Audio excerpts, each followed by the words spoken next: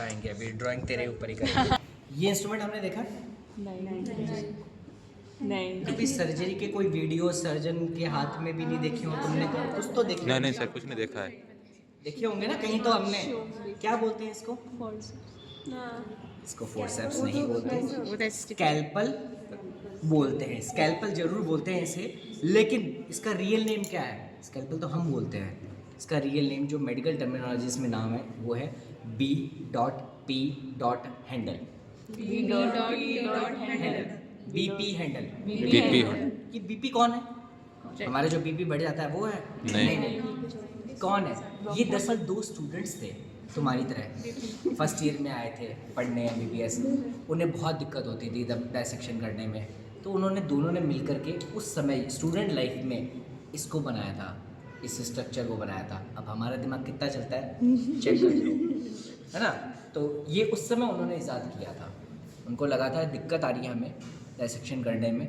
क्या होता था पहले सिंगल नाइफ्स होते थे, उससे ही करते थे, तो बार बार वो नाइफ ख़राब हो जाते थे, तो ख़राब हो जाते थे, कभी टूट जाते थे बीच में, ना रिलायबल थे ना वो हैंडी थे। तो क्या करें, तो उन्होंने ये बनाया कि एक इंस्ट्रूमेंट तैयार किया, उन्होंने नाम दिया, एक था बार्ड और एक था पार्कर। दो बार्ड लड़के थे, पार्कर। तो दोनों ने अपने नाम के आगे के एक वर्ड लिए और Bard and Parker BP handle, क्योंकि हैंडल है ये पकड़ने के लिए, तो उन्होंने ये डिवाइस बनाया। क्लियर?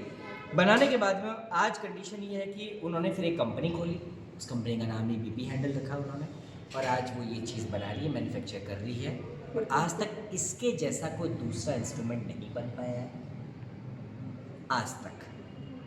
तो उन्होंने उस ज़माने में ये चीज़ तभी डेवलप कर ली।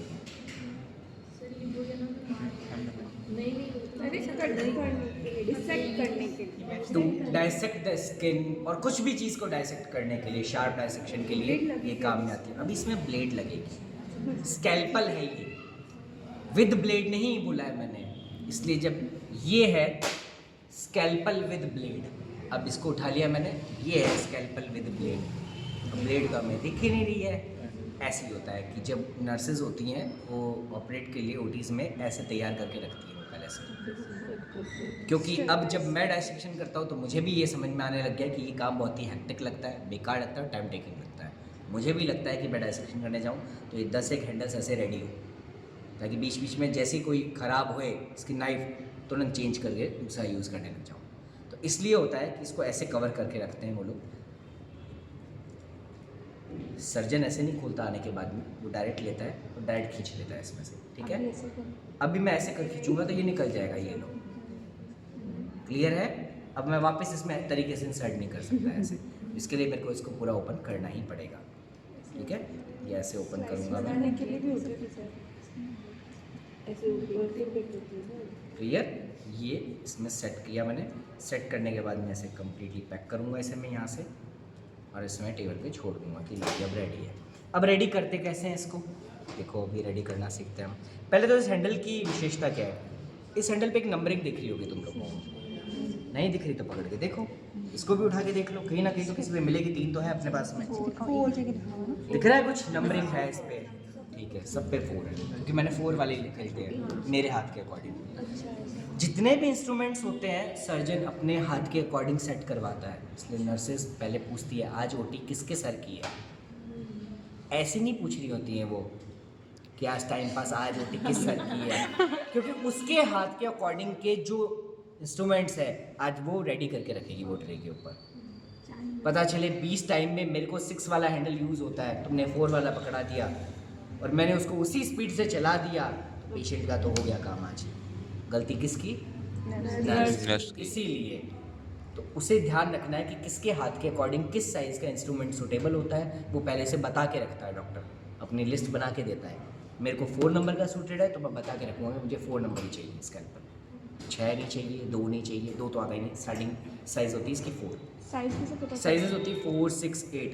ये लेंथ बढ़ती जाती है इसकी, मोटाई बढ़ती जाती है इसकी, हाथ जितना बड़ा हो उस हिसाब से आपको पकड़ने में इजी रहती है। तो 4 नंबर सबसे बेस्ट रहता है, कहते हैं आइडियल साइज़ होता है ये।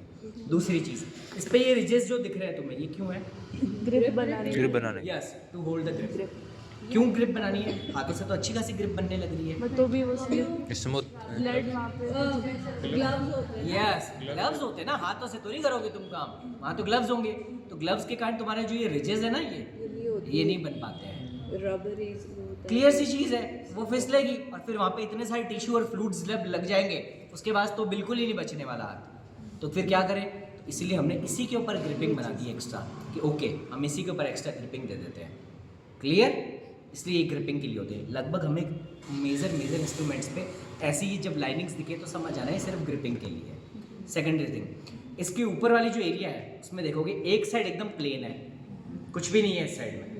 सीधी उंगली घुमाऊंगा, कुछ भी नहीं है, प्लेन है, स्ट्रेट है। क्लियर? लेकिन सेकंड जो मेन डायरेक्शन है जिस साइड में घुमाऊंगा उधर देखो, एक पहले कट बना हुआ है, रिज बना हुआ है, उसके बाद में फिर वो प्लेन है।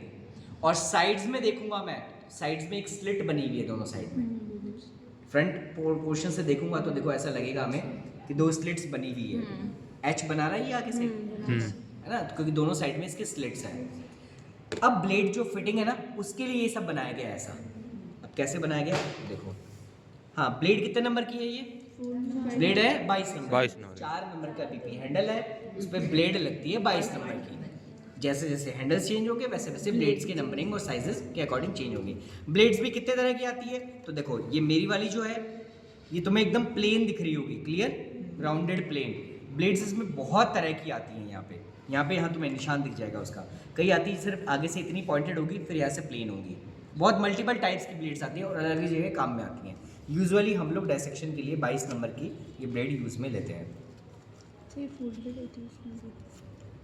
अब जैसे ये ब्लेड निकाली मैंने, क्लियर, इस ब्लेड के अंदर अभी कम्प्लीटली सील पैक है, तो ये बाहर नहीं निकलने वाली ब्लेड किसी भी तरीके से। लेकिन फिर भी हमें ध्यान रखना है क्योंकि ब्लेड का काम है। तो कैसे हम यूज़ करेंगे ब्लेड को? सबसे पहले इसका नाम की तरफ से मैंने पकड़ लूँगा, क्लियर, ऐसे ही नाम लिखा हुआ सीधा, ऐसा तो नहीं है मेरे लिए उल्टा। तो ऐसे मैं इसको आगे से पकड़ूंगा, ये इसका आगे वाला पोर्शन होता है।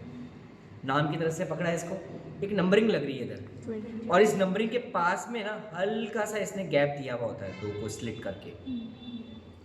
अब इस नंबरिंग को पकड़ के जब मैं टीयर आउट करूंगा, जैसे ऐसे ये है,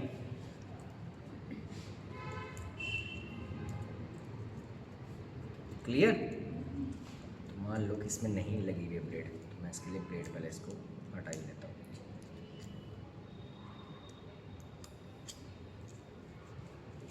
ये ब्लेड हो गई ओपन, ये मेरे पास हैंडल है। अब हैंडल का जो ये सरफेस था मैंने बताया था हल्का सा, देखो नीचे की तरफ है, ये मेरे को मेरी साइड रखना है, प्लेन वाला सामने वाले की साइड, ठीक है। पकड़ा मैंने इसको, पकड़ने के बाद में वो पील किया मैंने इसको, तो कैसे मैंने ऐसे हल्का सा पील किया।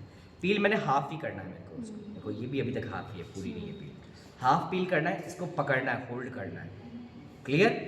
इधर भी 22 नंबर दिख रहा है मेरे को इस पर लिखा हुआ, ये साइज़ है इधर। अब मेरे को क्या करना है, पीछे की तरफ से आना है, आगे की तरफ से नहीं जाना है मेरे को, क्लियर, पीछे की तरफ से आना है। और इसमें देखो, इसमें स्लिट्स दिख रही होंगी तुम्हें, ध्यान से देखो, दिख रही है। तो इन स्लिट्स के अंदर मेरे को इसको फिट करना है। कैसे करूँगा मैं? मैंने ब्लेड को पकड़ा, देखो पूरी स्लिट दिखाऊंगा तुम्हें, ऐसे होती है शेप, क्लियर हुआ मैं? तो इसमें क्या करना है मेरे को, इसको पकड़ना है, पीछे की तरफ से जो पहली स्लिट है इसके अंदर जो मैंने बीच वाली जो चीज़ थी वो फंसानी है, फंसा करके थोड़ा सा आगे मेरे को प्रेस करना है, क्लियर। प्रेस करता जाऊंगा, कब तक प्रेस करता जाऊंगा मैं? जब तक मुझे टक की आवाज़ नहीं आए। आगे टक की आवाज़, क्लियरली पैक हो गई, ये फिट हो गई, कंप्लीट रेडी है। रेडी होने के बाद में इसको बंद करके मैं तैयार करके रख लूँगा। जैसे मुझे डायसेक्शन करना है, निकाला, पकड़ा, पेन नुमा सीधा स्टार्ट किया मैंने डिसेक्शन, क्लियर। होल्ड कैसे करना होता है वैसे, ऐसे पेन लाइन, कभी भी ऐसे पकड़ के मत काम करने लग जाना, कसाई वाला काम नहीं कर रहे हैं हम क्या कर रहे हैं, डायसेक्शन कर रहे हैं, तो उसी तरीके से करना है हमें, क्लियर। चलो, ये तो हमें समझ में आ गया कि ये बार्डन पार्कर थे, दो समझदार हमारे जैसे स्टूडेंट। अच्छा, हमारे जैसे कोई बात नहीं, गलती हो गई। ये तो हो गया हमारा क्लियर पॉइंट। अब आते हैं नेक्स्ट, ये कुछ रिट्रैक्टर दिख रहे हैं हमें, इन्हें क्या बोलते हैं? रिट्रैक्टर। रिट्रैक्ट का मतलब क्या होता है? दो चीज़ पास पास है, थोड़ी सी दूर कर दो, पर दूर का परमानेंटली नहीं, कुछ टेम्परेरी टाइम के लिए, ताकि वापस हम वैसा के वैसे उसको पोजीशन में ला सके। इसके ऊपर ये रिजेस दिख रहे हैं, अब बताने की जरूरत नहीं क्यों, क्योंकि है। ग्रिप इसके ऊपर है, नहीं है। क्यों? इसको ऐसे पकड़, इसको ग्रिप नहीं करना। इसको ग्रिप नहीं चाहिए। देखो इसमें ऐसी कोई चीज़ नहीं है जो और कहीं से ग्रिपिंग हो सके, तो मेरे को ऐसे ही पकड़ना पड़ेगा, इसलिए यहाँ ग्रिपिंग चाहिए मेरे को। तो उसमें क्या है, मेरी अगर मैंने फिंगर इंसर्ट कर दी और मैंने अगर अब किया तो ग्रिपिंग बनेगी, इसलिए मेरे को ग्रिप की नीड नहीं है।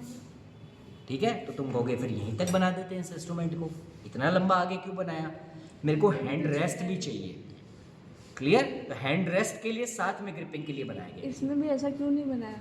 इसमें ऐसा इसलिए नहीं बनाया गया, ये दोनों की शेप्स भी अलग है आगे से, देख पा रहे हो तुम लोग। इसको बोलते हैं डॉयंस रिट्रैक्टर। डॉयंस रिट्रैक्टर बोलते हैं इसको। ये मेजरली किस में काम आता है? गाइनी ऑब्स वाले पेशेंट्स में काम आता है। LSCS के अंदर सबसे बेस्ट यही रहता है, इसको लगा करके पकड़ा सकते हो हम सामने वाले को, उसके बाद में इजीली अंदर से निकालना है, उसे निकालो, फिर वापस छोड़ करके पैक कर दो, सील आउट कर दो। लेकिन ये जो रिट्रैक्टर है, इसका नाम तुम बता करके आओगे मेरे को, कल बताओगे क्या है इसका नाम। ये रिट्रैक्टर मेनली काम आता है मसल्स को रिट्रैक्ट करने के लिए, एब्डोमिनल मसल्स या किसी ऑर्गन को रिट्रैक्ट करने के लिए, क्योंकि ऑर्गन कम से कम इतनी डिस्टेंस का तो होगा ना, तो हम अंदर जा करके उस ऑर्गन को पकड़ करके रिट्रैक्ट कर सकते हैं। क्लियर? ये उसके लिए काम आता है। या तो मसल्स हैवी होती हैं, मल्टीपल लेयर्स में है, ऐसे हैं, पकड़ा और रिट्रैक्ट कर लिया मैंने, इतनी लेयर्स तक भी हम रिट्रैक्ट कर सकते हैं इससे। इसमें भी मल्टीपल साइज एंड शेप्स आती हैं। ये है पेन, सिंपल पेन है ना, मार्कर, सिंपल मार्कर नहीं, सिंपल मार्कर नहीं, वो जो बॉडी पे यूज होता ये है बॉडी मार्कर। है, रेड पे। पेशेंट को कहाँ ऑपरेट करना है, करने थी राइट पैर, काट दी लेफ्ट वाली। हमने बहुत सुनी ये चीज़, ये गलती होती है सिर्फ इसकी वजह से। ये 200 रुपए का ये जो पेन आता है ना, ये गलती करवा देता है आदमी को। हाँ, ऐसे थोड़ी है। ये अभी कौन है कलाकारी करवाने वाला, ये करवाएगा ना अभी। हाँ, अभी इसके ऊपर कलाकारी करेगा, फिर इसको धोने में 2-3 दिन लगेंगे। चलो अब देखो क्या करना है इसका। मैं मार्क करूँगा एरिया कि ये मेरा सर्जिकल फील्ड है। तो सर्जिकल फील्ड मार्क होता है इससे, तुमने मूवीज़ वगैरह में करिए, हाँ देखिए, पहले वो मार्क करते हैं, फिर उसके बाद उसी के अकॉर्डिंग वो काट लेते हैं। तो ये वो मार्किंग पेन है एक तरह से उनके लिए, ताकि एक बार वो मार्क कर जाए ना, तो सामने वाला जो आ रहा है सर्जन, उसको पूरी कहानी नहीं पता है, फिर भी पता है, लेकिन वो 10 चीज़ें दिमाग में चल रही थी, पेशेंट देख के आ रहा होता है, हो सकता है वो भूल जाए, और उसका भूला हुआ सामने वाले को तो भुला ही सकता है ना दुनिया से। ऐसा ना हो, इसके लिए हमने क्या ईजाद किया, मार्कर। Body mark. कि हम क्या करें, और कैसा है ये मार्कर, ये ऐसा मार्कर है जो स्किन के ऊपर चल जाए और बहुत अच्छे से डार्क विजिबल हो और जल्दी मिटे नहीं। तो चलो कौन है कलाकारी के लिए तैयार? देखो अब जैसे मान लो इसका हाथ का इतना एरिया मुझे कट करना है, तो मैं क्या करूँगा, यहाँ पे इसको मार्क करूँगा। स्टार बना दी। थोड़ी बनाना है, छोटे चलो बना दिया मार्क, थोड़ी सी देर रखूँगा, उसके बाद तुम चाहे कितना भी इसे रब करना चाहो, ये नहीं मिटेगा, परमानेंट नहीं है, 2-3 टेम्परेरी है, साबुन से धोने पे मिट जाएगा ये। ठीक है, तो ये मार्कर्स में इससे पहले हम यूज़ करते थे बॉडी में किसका, पेंसिल्स, ये वाली यूज़ करते थे, ये पुराने ज़माने की, हमने इससे की है डिसेक्शन, ये तो अब आए हैं। तो ये क्या थे, ये कौन सी, ये वैक्स है इसके अंदर मिड में भरे हुए, क्योंकि वैक्स फिर भी बॉडी के पास में काम कर जाता है, हल्का होता है उससे, और ये कलर में वेरिएशन होता है, पर सबसे बेस्ट दिखता है पर्पल। क्यों? क्योंकि वो बस वो कहानी पता है हमें, वेवलेंथ दिखना वगैरह सब कहानी। अंधेरा हो गया अचानक ओटी के अंदर, तो भी हमने वही चीज़ काटनी है, कुछ और नहीं, ध्यान देना चाहिए ना हमें, बस वो वाली चीज़। तो ये पहले चलती थी, ये अब आउटडेटेड हो गई है, अब वो आ गया नहीं। ठीक है, डिसेक्शन में हमारा ये क्या रोल है, क्या डिसेक्शन में इसका क्या रोल है? पेंसिल का, पेन का, पेंसिल का, किस चीज़ की मार्किंग, हाँ कौन सा ऑपरेट करना है तो मसल्स तो ऐसे से फाइन। तो जब बॉडी का हम डिसेक्शन करते हैं तो पर्टिकुलर एक वे में जाके करते हैं, उस वे में कैसे मुझे लाइनिंग्स लेनी है, कहाँ पे कट लगाने हैं पहले से, उन्हें बोलते हैं इंसीजनल लाइंस। तो इंसीजनल लाइंस को ड्रॉ करने के लिए मेरे को ये यूज़ करनी होती है। क्लियर? दूसरा फ़ायदा क्या है लाइंस बनाने का, मैंने लाइन अगर बना दी एक बार में, तो उसके बाद जब मैं कट कर रहा हूँ स्कैल्पल से, तो वो मेरे लिए क्या रहेगा, ईजी रहेगा, कि मेरे को लाइन के अलोंग ही चलना है। लाइन नहीं होगी तो स्किन एक जैसी है, हो सकता है मैं कैसी भी शेप में ले आऊँ, बाद में पता चले वो गलत तो कट हो गया, तो ऐसे नहीं चल सकता ना। उसके लिए है कि बेटर हमें विजिबिलिटी भी रहे और बेटर अलाइनमेंट मिले, उसके लिए पहन सकती है। सर जैसे मार्किंग के टाइम गलती से गलत मार्क हो गया। हाँ, यही क्वेश्चन मेरा भी था कि अगर मार्किंग टाइम अगर गलत मार्क हो गया तो क्या होगा। तो इसको रबिंग एजेंट आते हैं जिसको कहते हैं अल्कोहल। सिंपल अल्कोहल लो, स्पिरिट लो और टेस्ट लो। बता दिया तुमने, नहीं तो ये कल तक पानी से धो रहा होता। तो अल्कोहल से ये बहुत इजीली रिमूव हो सकता है। चलो अब ये क्या है, हथौड़ा। हथौड़ा। हैमर। और ये छेनी। अच्छा नहीं है, यही है छेनी, हथौड़ी यही है। डायरेक्ट स्कल- सुनी होगी ऐसे टक टक टक टक टक टक करके छेनी हथौड़ियों से तोड़ना। ये स्कल्प यस, ये है chisel and hammer. Chisel and hammer, छेनी हथौड़ी। क्लियर। ये दोनों कहाँ काम में आती है, तो ये ज़्यादातर ऑर्थोपेडिक्स के लिए काम में आती है। क्लियर है। बोन्स में होल बनाना वगैरह। आजकल तो ड्रिलिंग मशीन्स आ गई है तो ये आउटडेटेड हो चुके हैं ये, लेकिन हम कहाँ यूज़ में लेते हैं अभी भी। यस, स्कल की ओपनिंग के लिए हम उसके हल्के हल्के स्ट्रोक्स देने के लिए, ताकि नीचे की स्ट्रक्चर डिस्ट्रॉय नहीं हो। लेकिन उसके लिए भी मैंने नई टेक्निक्स आजकल निकाल ली है लोगों ने, तो मैं तो यूज़ करता हूँ हमारे प्लास्टर कटर मशीन का। सबसे बेस्ट है, वाइब्रेट करती है, कट भी नहीं लगता और उससे स्कल कट जाता है। प्लास्टर कटर मशीन को यूज़ कर लेते हैं अपन आजकल। सब चीज़ अपडेटेड हो गई है अब। चलो ये सिंपल सा है। With light. अच्छा ऐसे विद लाइट है। इतनी जूमिंग है इसकी, बहुत गुना जूमिंग है इसकी। चश्मे वाले भी देख सकते हैं। अरे तो ये एग्जैक्ट हुआ। अब अपन देखते हैं कितना जूम कर सकते हैं हम इसे। देखनी होती है बहुत डीप, तब उसको देखने के लिए, समझने के लिए हम लोग इसे यूज़ में लेते हैं। दूसरा, इसके पास में एक छोटा लेंस लगा हुआ है, वो किसके लिए है, छोटी चीज। तो जब सामने मेरे ऑपरेट कोई कर रहा है, एक और डॉक्टर, मैं इधर से कर रहा हूँ, वो इधर से कर रहा है ऑपरेट, क्लियर, और हम दोनों को एक चीज़ देखनी है। कई बार लेंसेज के अंदर क्या होता है, मिस इंटरप्रेटेड हो जाता है। चीज़ हमें लगता है कि इस साइड है, वो होती उस साइड है, क्योंकि आइसोमराइजेशन वाली टेक्निक जो मैंने बताई थी वो देखने को मिलती है। उससे प्रिवेंशन हो, गलत मैं कहूँ ये काटना, एक बार बिलियरी आर्टरीज की कट करना, उसने हेपेटिक काट दी, काम हो गया। अब बिलियरी छोड़ो, अब लिवर ही कट हो गया पूरा एक तरह से। तो ऐसा काम नहीं होना चाहिए। तो वहाँ के लिए क्या करना पड़ेगा मुझे, तो जब मैं इसके पास लेके आऊँगा तो तुम्हें अगर ध्यान से दिख रहा हो, ये चीज़ पूरी तुम्हें रिवर्स दिख रही होगी इसके अंदर।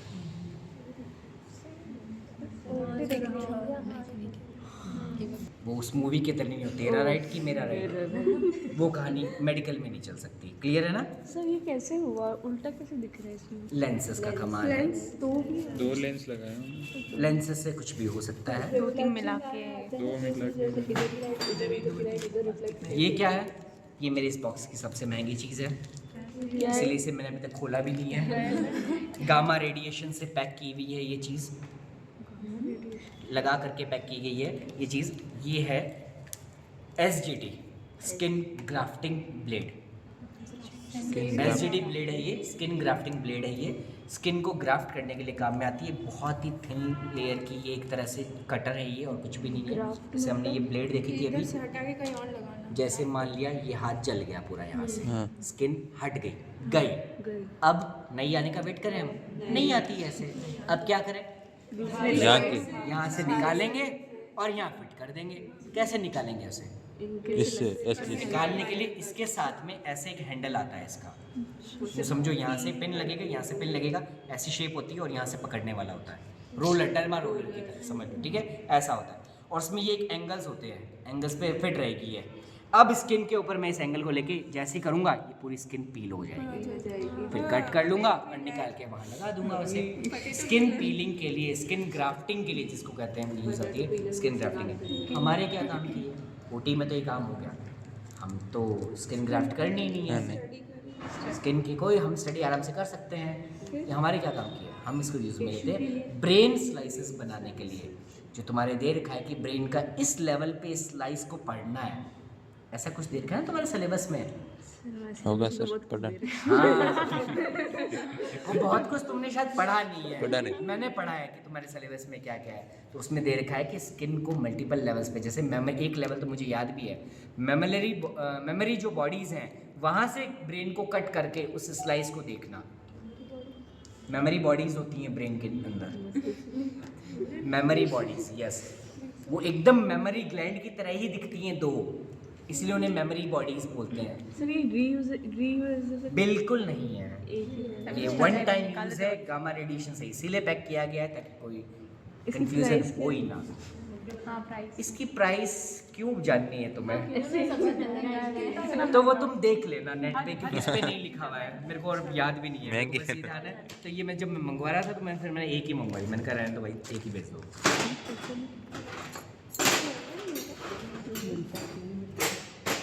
सर का चलो अब हम देखते हैं, पहले फोर्सेप्स देख लेते हैं, सीजर्स बाद में देखेंगे, पहले फोर्सेप्स देखते हैं। हाँ हटा दो ना इसमें यहाँ से। अच्छा फोर्सेप्स से पहले एक चीज़ बच गई है, वो तो हो गया हमारा स्कैल्पल विद ब्लेड, ये क्या है? तो लगा है एकदम, तो ये ब्लंट स्कैल्पल बोलते हैं इसे। जब भी हमें ब्लंट काम करने होते हैं ना, जैसे हमें टिश्यू हटाने हैं या फिर हमें फैट रिमूव करना है, तो वो हम इससे करते हैं। ये लगता नहीं है, कट नहीं लगता है इससे, तो बेस्ट हम स्क्रैपिंग या बटर नाइफ जिसको हम कहते हैं, ये एकदम वैसा ही है। क्लियर? ये वो काम आता है। प्रॉब्स भी इसी में है क्या? थोड़ा सा ये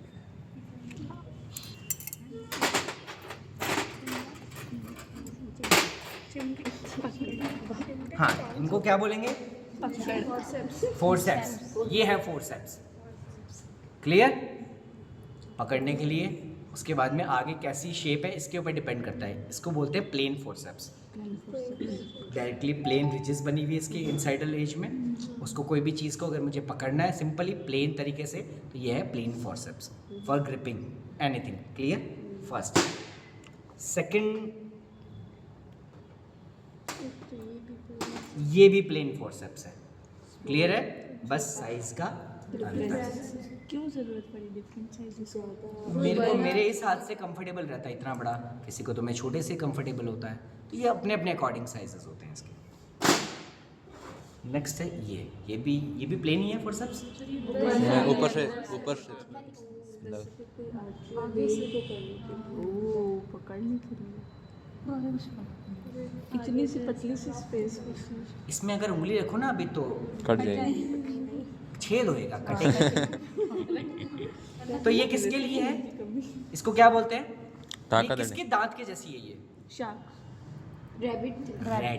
रैट। जिसने अगर रैट स्टडी किया हो, अच्छा तुम्हारे टाइम तो 11th-12th में चलते ही नहीं थे एनिमल्स। हाँ हमने तो काटे हैं, मैंने वगैरह सब काटे हैं हमने। सब करना है। जो रैट स्टडी जब तुम करते हो तो रैट के जो टीथ्स होते हैं ना, वो एक स्पेशल चीज़ रखते हैं। अगर तुम्हें पता हो तो तुम बता सकते हो क्या क्या एक चीज़ है उसके पास में, उसके टीथ में क्या स्पेशलिटी है उसकी? निरंतर बढ़ते हैं वो, ताउम्र बढ़ते हैं उसके टीथ। अच्छा, यस, उसके टीथ बढ़ते ही रहते हैं। फिर लगते वैसे नहीं, छोटे छोटे। लेकिन उनके बड़े बड़े तो दांत होते नहीं है। नहीं वही कह रहा था। तो टूटते रहते होंगे। तो जो बैठे बैठे जो कुतरने का काम होता है ना, उनको ऐसी मज़ा नहीं आ रहा होता उन्हें, उनकी मजबूरी है। अगर वो नहीं उन दांत को ट्रिम करेंगे ना, तो धीरे धीरे वो दांत बड़ा होता रहेगा, मुंह खुल जाएगा और वो भूख के मारे मर जाएंगे। अच्छा, तभी रात का आवाज़ से इसलिए वो दांतों को ट्रिम करते रहते हैं, ट्रिमिंग चलती रहती है उनकी। तो उनके दांत होना वो ऐसे ही शेप में होते हैं, ऊपर से वाइडन, नीचे आते आते शार्प। देख लो ये भी ऐसा ही है। जैसे ये फिट हो रहा है ना ऐसे दो दांत के बीच में एक नीचे वाला, वैसे ही उसके भी फिटिंग्स ऐसी होती है। इसलिए इसका नाम दिया हमने रेड टूथेड फोर्सेप्स। रैट के चूहे के दांत के फोर्सेप्स बनाए हमने। क्लियर? तो नाम दिया रेड टूथेड फोर्सेप्स। लेकिन हमें थोड़ा टाइम के बाद में रेड वर्ड अच्छा नहीं लगा, तो हमने क्या नाम कर दिया इसका? हमने कह दिया टूथेड फोर्सेप्स ही बोल दो, बात खत्म। किसके दांत वो हम देख लेंगे, बात खत्म। रेड हटा दो, तो इसका नाम दे दिया हमने टूथेड फोर्सेप्स। हाँ इसका यूज़ पूछते रहना, मैं भूल जाऊँगा बताना। इसका यूज़ कहाँ आएगा? इसका यूज़ आता है मोर ग्रिपिंग के लिए। कैसे? जैसे मैं स्किन हटा रहा हूँ, ठीक है, तो उस ग्रिपिंग से स्किन फिसल रही है मेरे, क्योंकि वहाँ पे क्या आ रहा है? हाइपोडर्मिस से फेट आ रहा है। तो मैंने क्या किया, स्किन को लिया, पकड़ा, पंक्चरिंग होगी अच्छे से तरीके से, अब मैं इसको पकड़ के खींच सकता हूँ, तो स्किन आराम से कट आउट होती जाएगी। क्लियर? ये तरीका है इसका। सर फिर होल भी तो हो जाता होगा उसमें। कोई दिक्कत नहीं, तो हल्का से ही तो होल होगा ना उससे, वो तो होल क्लियर हो सकता है, इसलिए तो इतना स्मॉल टीथ बनाए गए हैं इसके। एकदम डॉट जैसा। बात खत्म, इससे ज़्यादा नहीं बनाए गए हैं ये, तो ये इसलिए बनाए गए हैं। सेम ही रेड होते थे ये छोटी साइज में, उसी का छोटा, इसलिए ये हर शेप एंड साइजेस में आता है। क्लियर है हमें? और क्या देखें हम इसमें? हाँ ये बच गए ना। ये कैसे लग रहे हैं हम? Same same. नहीं एकदम पिन पॉइंट लग रहे हैं ना, ऐसे तीखे से, अगर अभी घुसा दूं तो शायद छेद हो ही जाए, ऐसा वाला लग रहा है ना हमें एकदम। यस, ये पॉइंटेड है, इनका नाम है पॉइंटेड फोर्सेप्स। ये कहाँ काम आते हैं? पर्टिकुलर बहुत ही शॉर्ट एंड शार्प जो चीज़ें होती हैं जो हमें बॉडी में नहीं दिखती हैं, उनको पॉइंट आउट करने के लिए, उनको पकड़ के दिखाने के लिए, Nerves तो होती विजिबल हैं। नर्व्स हैं बहुत ही क्रिटिकल, या फिर बहुत छोटी छोटी जो कह सकता हूँ मैं अपने लिम्फ हैं, लिम्फ नोड्स हैं, कई बार वो नहीं दिखते हैं हमें, तो हम उसको इससे ट्रेस करके निकालते हैं। क्लियर? ये वहाँ पे काम में आती है, और ये काफ़ी डीप जा सकती हैं क्योंकि आगे से बहुत ही नुकीली होती है, इसलिए काफ़ी डीप जा करके हम उस चीज़ को पिंच आउट करके बाहर निकाल के दिखा सकते हैं। क्लियर हो ये चीज़ हमें? तो ये है पॉइंटेड फोर्सेप्स, और ये एक फोर्सेप्स बहुत ही अजीब सी दिख रही है ना, ऐसे बीच में मोटापा आ गया और फिर वापस फिटनेस की जर्नी पे चली गई हो, ऐसा लग रहा है हमें। इसका नाम तुम बताओ, एक एक नाम तुम्हारे लिए छोड़ रहा हूँ मैं, तुम जाके देखोगे ये कौन सी फोर्सेप है। एक चीज़ तुमने ध्यान नहीं दी, वो मैं फिर से बता देता हूँ। प्लेन फोर्सेप्स के अंदर क्या थे? रिजेस थे, इसमें क्या नहीं। टूथेड में थे? नहीं, इनको ऑलरेडी टूथ की वजह से यस, जब ये आगे से ग्रिप कर रहा है अच्छे से पकड़ करके, तो इसे अंदर की ग्रिपिंग की जरूरत का है, तो ये बहुत सोच समझ के बनाए जाते हैं इंस्ट्रूमेंट एक लेवल पे। क्लियर हुए हमें? नर्सिंग वालों के बहुत काम आता है ये, हिंट दे दिया मैंने, इससे ज़्यादा मैं नहीं दूंगा। ये रिट्रैक्टर कौन सा है? नहीं, वो अलग है। बैक रिट्रैक्टर कर लैंगन बैक। चलो तुमने ढूंढ लिया है, यूट्यूब पे जाए, फेसबुक कहीं पे भी देखा है गूगल पे, गूगल बाबा जी। तो लैंगन बैक बोलते हैं इसे रिट्रैक्टर, और वो था डॉयंस रिट्रैक्टर। अब आ रही हैं सीजर्स। चलो अब हम सीजर्स देखते हैं। ये तीन ही हमें बहुत ही छोटी छोटी सी सीजर्स लग रही है, दिख रही है हमें? काफ़ी शार्प और पॉइंटेड है, कोई कर्व्ड भी है हल्की सी, कोई स्ट्रेट है, कोई कर्व्ड है, ऐसा दिख रहा है हमें? हाँ सर। स्ट्रेट है, एक कर्व्ड है। ये दोनों कहलाती है आयरिस सीजर। आइस। यस, आयरिस को कट करने के लिए जब स्टार्टिंग लेते हैं तो स्ट्रेट वाली यूज़ करते हैं, स्ट्रेट को कट करते हैं हल्का सा, कट करने के बाद इसको हटाया। अब मैं लूँगा कर्व्ड वाली, क्योंकि मुझे राउंडेड लेना है, तो इससे धीरे धीरे कर्व करते हुए मैं चलता रहूँगा और कर्व लेते हुए पूरे आयरिस को खोल लूँगा। तो ये आयरिस सीजर्स है। आइरिस के ऊपर वो एक लेयर होता है। क्लियर? नेक्स्ट आती है सीजर्स मेयो और मेड्स। सीजर्स दो तरह की मानी जाती है मेडिकल साइंस में, एक मेयो सीजर्स होती है और एक मेड सीजर होती है, MEDZ। वैसे मेड्स शॉर्ट फॉर्म है, इसकी फुल फॉर्म है बड़ी सी। वो ढूंढ के लानी है। क्या नाम है उसका मेड्स का फुल फॉर्म? लेकिन मेयो सीजर होती है वो लगभग शॉर्ट सिंपल स्वीट सीजर्स कहलाती हैं। सिंपल ही चीज़ों को कट करने के लिए काम में आती है। ये मेयो है, ये भी मेयो है। क्लियर? मोटी है, थोड़ी सी मोटी है, कोई दिक्कत नहीं है, हो सकता है कोई मोटी चीज़ को काटना हो मेरे को, मसल्स को कट करना हो, तो उसके लिए ये है। लेकिन ये है मेड्स, क्योंकि एक तरफ तो ये है और एक तरफ है ये ब्लेड, तो ये दोनों काम करने के लिए है मेरे पास में। मैं इसको यहाँ से जा करके पहले इस चीज़ को मेरे को टीयर करना है, तो पहले मैं ये इंसर्ट करूँगा इसके अंदर और फिर इसको काटता हुआ आगे जाऊँगा। दोनों काम कर सकता हूँ मैं इससे, मेयो से नहीं। मेयो और मेड्स हैं ये सीजर्स इतनी तरह की होती हैं। उसके बाद में आते हैं अपन फोर्सेप्स की तरफ आते हैं फिर से। ये थोड़े अजीब से फोर्सेप्स हैं। सबसे पहले देखते हैं हम बैबकॉक देखते हैं। ये सीजर है? सीजर नहीं है ये, पहली बात, इसलिए सीजर मत बोलना। ये क्या है? फोर्सेप्स ही है। ये फोर्सेप्स कौन सी है? ये फोर्सेप्स है Babcock forceps. Babcock. Babcock Babcock Babcock. एक पक्षी होता है, तुम उसकी चोंच देखोगे जब नेट पे तो उसकी तुम्हें चोंच ऐसी ही दिखेगी। इसको इसलिए हमने उसकी शेप को देख के नाम दिया बैबकॉक फोर्सेप्स। क्या काम आती है ये? तो ये काम आती है जब हम मल्टीपल नर्व्स वेसल्स के बीच में काम कर रहे होते हैं और मुझे पर्टिकुलर इसको ही कट करते हुए या इस पे ही ट्रीट करते हुए जाना है, बाकी बीच में आ रही है ना वो तो आएंगी, तो क्या करें हटाएंगे। उन्हें कंबाइन पकड़ा, उनको इनके बीच में फंसाया। जैसे मान लेता हूँ मैं, क्या यहाँ पे अपने पास में मल्टीपल चीज़ें हैं, हाँ ये थ्रेड्स वगैरह है, जैसे मल्टीपल थ्रेड्स हैं, तो मैंने क्या किया, इनको एक साथ में यहाँ पे बाइंड किया, लॉक किया यहाँ से, अभी आवाज़ आई थी लॉक करने की, लॉक किया, पकड़ के असिस्टेंट को कहा इधर पकड़ के रख, खींच के रख। अब फिर तब आप तक ढूंढोगे। अब मेरे पास में ये जो इधर बची है, अब मैं इस पे आराम से काम कर सकता हूँ, अब ये मुझे परेशान नहीं करेगा। क्लियर हुई चीज़? क्योंकि ये बहुत ही थिन है, मुझे हो सकता है इसके चक्कर में ये कट भी हो जाए। अब मैं इस पर पर्टिकुलर काम कर पाऊंगा क्योंकि वो साइड हो गई है। तो जस्ट चीज़ों को रिट्रैक्ट करने के लिए, ये भी एक तरह से रिट्रैक्ट ही कर रही है, और क्या कर रही है, सिंपल रिट्रैक्ट कर रही है, लेकिन इंपॉर्टेंट चीज़ें हमें बचा के भी रखनी है। इसमें शेप ऐसी है, ना वो टूटेगी, आगे से लॉक भी हो जाएंगी, तो ना वो निकलेंगी कहीं से, और साइड भी हम रिट्रैक्ट कर सकते हैं, इसलिए इसे बैबकॉक फोर्सेप्स बोलते हैं। हाँ, ये जितने भी फोर्सेप्स होती है जो सीजर जैसी दिखती है हमें, इनके पीछे लॉकिंग सिस्टम होता है, और ये 4 लॉकिंग सिस्टम में होता है, 1 2 3 4। जैसे 1 2 3 4, अब इससे ज़्यादा नहीं हो गया, 4 लॉकिंग सिस्टम्स होते हैं इसमें। तो 4 मैं मानता हूँ कि अलग अलग व्यक्ति की पावर अलग अलग होती है हाथों की, ठीक है, हो सकता है मेरी कैसी हो, तुम्हारी कैसी हो, तो मेरे को लगता है कि मेरी 1 लॉक सिस्टम से ये चीज़ कोई दिक्कत नहीं है, परेशान नहीं करेगी। लेकिन मान सकता हूँ सामने वाली चीज़ बहुत ज़्यादा रिजिड है, वो यहाँ से इधर हिलना ही नहीं चाह रही है, तो हो सकता है कि मैंने 1 लॉक में खींचा है, मेरा लॉक खुल जाए, तो मैंने उसे 4 लॉक करके लगा के भी काम कर रहा हूँ। ये लॉक सेट करने के लिए आपको कौन सी चीज़ को आपको कितना ज़्यादा ग्रिपिंग के साथ में पकड़ना है, ये सिंपली ग्रिप्स बना रही है और कुछ नहीं कर रही। मोस्टली सब जैसे उस फोर्सेप्स पे ग्रिप्स थी, और मोस्टली ये 4 ही होती है। कौन रिस्क लेना चाहिए? क्लियर है? कोई रिस्क नहीं लेना चाहता ऐसी चीज़ों में, इसलिए 4 बनाई। काम 1 या 2 पे भी हो सकता था, लेकिन ये 4 बनाई थी।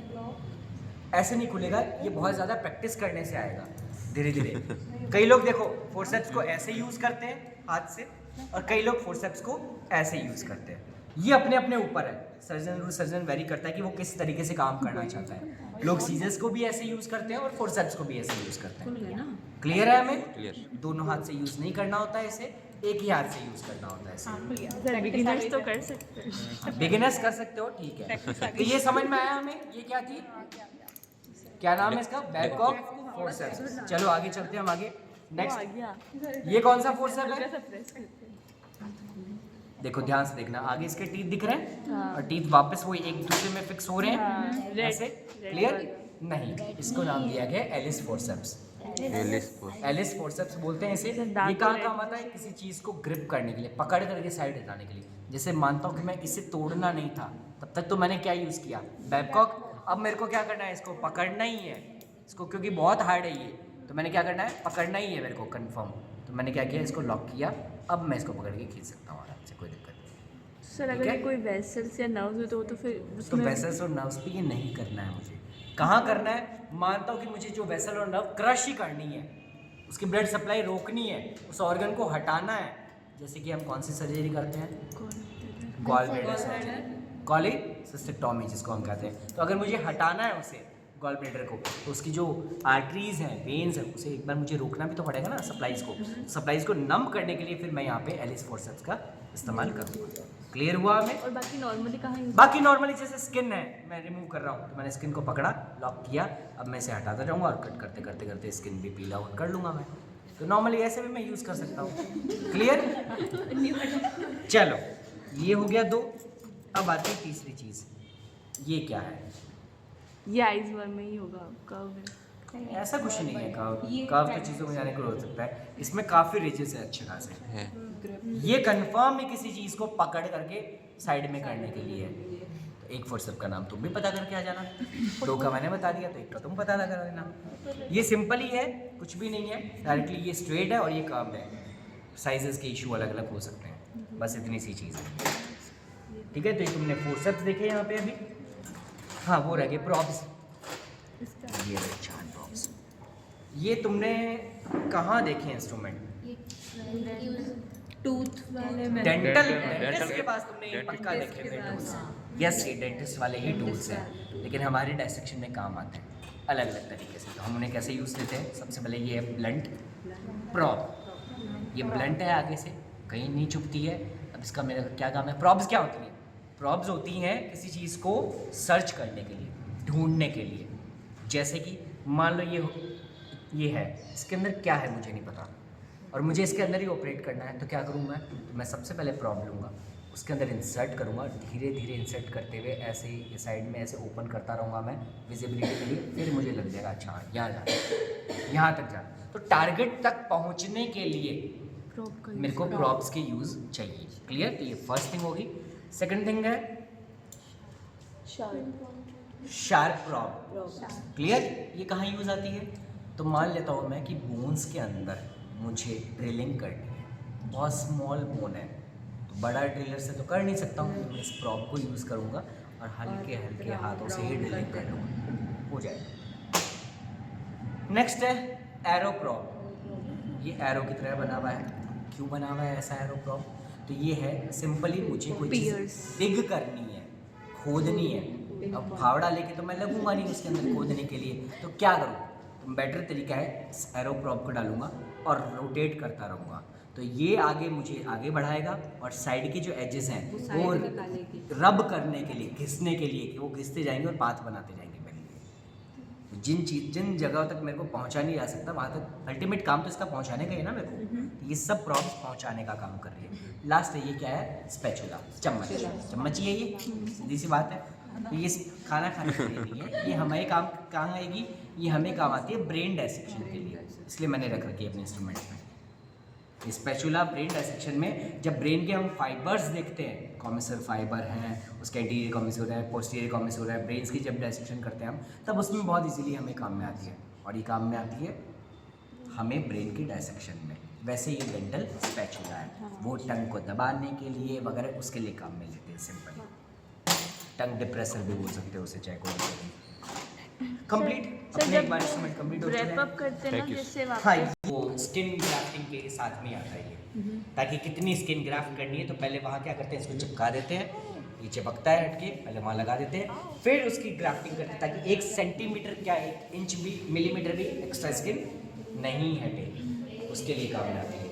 नहीं, ये मेरे घर का टूलेस काम होती है। तो थोड़ा दिमाग तो चला रहे हो तुम। इसमें क्या होता है, एक हल्का सा कर्व होता है यहाँ पे अंदर नीडल को फंसाने के लिए, इसे नीडल होल्डर